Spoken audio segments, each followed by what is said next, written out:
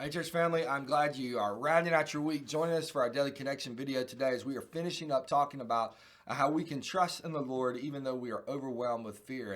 And we have looked at how He is our stronghold, He is our refuge, and He brings us peace and sustainability. Even though the world is raging around us, God is there as a solid force. And lastly, today we're going to look at how we can view God. And I think some of the ways that we often find ourselves viewing God as this great creator, or many times as a gentle, loving father, or maybe as an old wise man who is helping us and giving us wisdom. And I think that those things are okay and they're correct. I do think we should be careful of trying to put God in a box of our own imagination. And I think Old Testament even talks about how we should be careful with that, how that can almost lead to sin if we worship that image as opposed to God.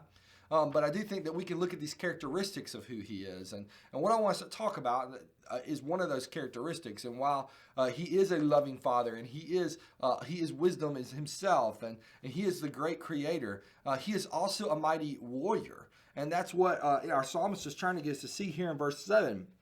When he writes, "The Lord of armies is with us. The God of Jacob is our stronghold." Yes, He's a loving Father. Yes, He is wise, but He is also the Lord of armies, right? And He leads the greatest army in all of creation, in all of the universe, in all of existence. An army that cannot be defeated. And He is the mighty warrior leading them into battle. And so when we walk through difficult circumstances, we don't have to be afraid because the Lord of armies is on our side. He stands beside us and behind us, right? He's there to comfort us. And when we allow Him, when we trust in Him, He will lead us to victory. Victory over sin, victory over death, victory that He has already completed through the work of His Son, Jesus Christ, on the cross. We just must remain in Him, trust Him with that. And we need to know and understand and recognize that not only is He on our side, but He is absolutely against those who refuse to submit to Him, who refuse to trust in Him.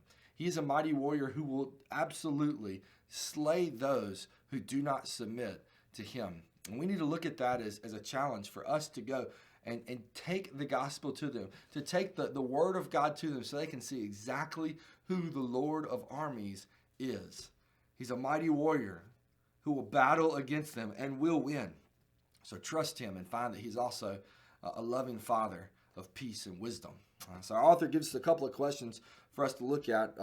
First question, what do you envision whenever you think of God? How do you view God? Is it that loving Father? Or maybe it is this mighty warrior. Maybe it's this wise man or this great creator. How do you envision God whenever you think of Him?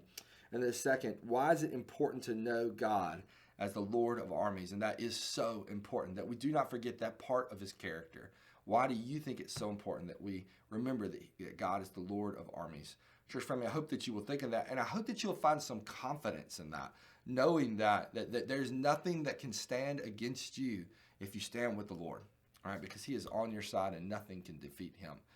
Church family, I hope that as you find confidence in that, as you walk through your life today, knowing that He is on your side if you're a believer, I hope you also know that we love you and we're praying for you.